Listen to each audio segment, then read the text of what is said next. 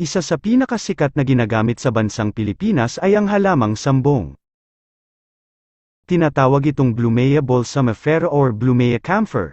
Sa iba't ibang rehiyon sa Pilipinas ay kilala rin ito sa tawag na dalapot o lakad bulan. Ginagamit din ang halamang ito sa mga bansang China, Korea, Thailand, India, Malaysia, Vietnam at kahit sa bansang Africa. Noong unang panahon ay tradisyonal na ang paggamit ng halamang ito upang makapagpagaling ng iba't ibang karamdaman.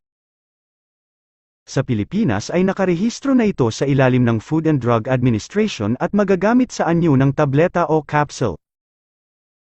Maaaring narin itong mabili sa iba't ibang pamilihan at pharmacies.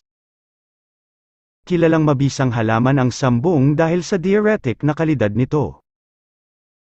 Ngunit ano-ano pa nga ba ang mga benepisyong makukuha natin dito? Una, tinutulungan tayo nito na malinis at ma-detox ang ating katawan. Kaya naman kung ikaw ay may mataas na cholesterol level ay para sa iyo ang halamang ito.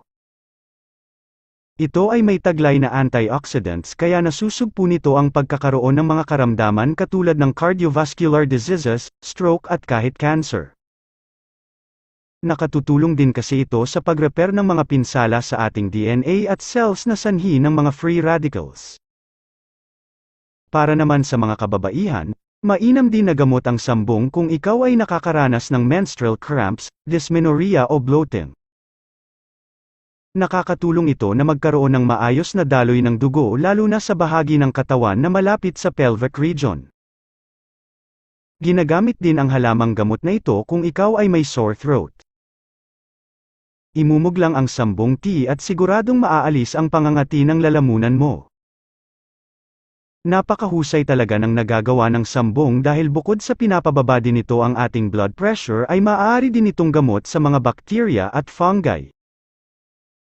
Meron din kasi itong antibacterial at antifungal properties. Sangkap din ito ang cryptimeridial at ichthyotherial acetate kaya naman kayang-kaya nitong gamutin ang mga sakit sa balat. Dahil natunay itong mabisa, alam nyo ba na direktang nirekomenda ito ng the Philippine National Kidney and Transplant Institute?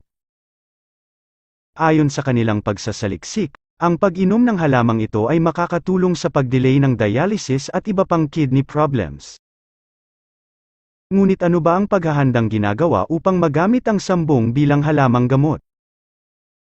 Una, kumuha lang ng dahon ng sambong at linisin at hugasan ito ng mabuti. Pangalawa, ilagay sa mainit na tubig sa loob ng 10 hanggang 15 minuto. Pangatlo, hintayin lamang itong lumamig at maaari mo na itong gamitin o inumin. Sa kasalukuyan ay wala pang nakikitang masamang epekto ang paggamit ng sambong sa katawan. Ngunit pinagbabawal gumamit nito ang mga nagdadalang tao o nagpapasuso. Kapag tayo ay may karamdaman kadalas ay pinagwawalang bahala lang natin ito at kadalas ay kibit-balikat lang tayo. Huwag nating kakalimutan na ang ating kalusugan ay ang pinaka-importanteng kayamanan na meron tayo.